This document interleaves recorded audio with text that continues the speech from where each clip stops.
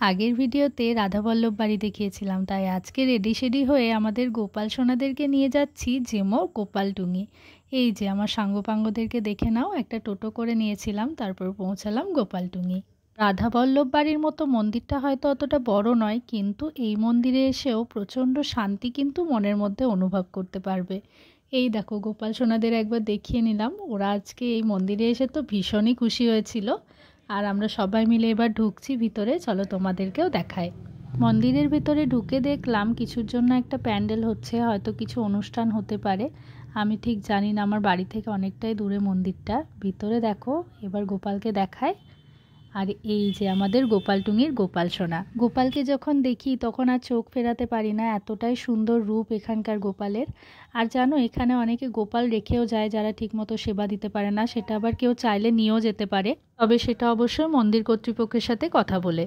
এরপর আমিও আমাদের গোপাল সোনাদের নিয়ে একটু ছবি ভিডিও ক্লিপ নিয়েছিলাম, তোমাদের সাথেও তো শেয়ার করতে হবে।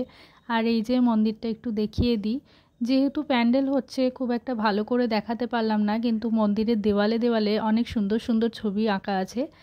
চলো একটু কাছ থেকে গিয়ে দেখাই। জানি না কতটা বুঝতে পারছো, তবে দেখানোর চেষ্টা করছি।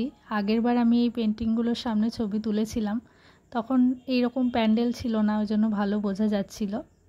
আর চলো এই ছবিটাও দেখায়। যে আর্টিস্ট এঁকেছে তার হাতের কাজ কতটা নিখুঁত দেখো, ভীষণই ভালো লাগে আমার দেখতে এই ছবিগুলো। গোপালকে কি মিষ্টি লাগছে এই ছবিটায়।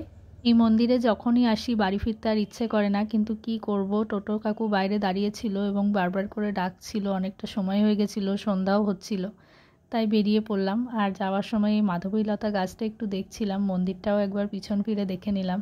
আর মন্দির থেকে এই গাছটা কিন্তু সোম নিয়েছিল আমার জন্য। আর এই যে আমাদের গোপাল সোনারা এবার বাড়ি ফিরছে। এরপর গোপালের জন্য কিছু কেনাকাটা ছিল বলে বাস স্ট্যান্ড থেকে টোটোটা ছেড়ে দিলাম, আর একটু মিষ্টি চকলেট কিনে নিয়েছিলাম গোপালের জন্য। এবার এই যে সবাই মিলে বাড়ি ফিরছি।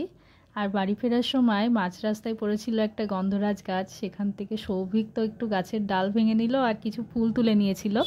এভাবেই হই হুল্লোড় করতে করতে শেষে বাড়ি ফিরলাম। তো আজকের ভিডিওটা কেমন লাগলো জানিও। Thank you, by.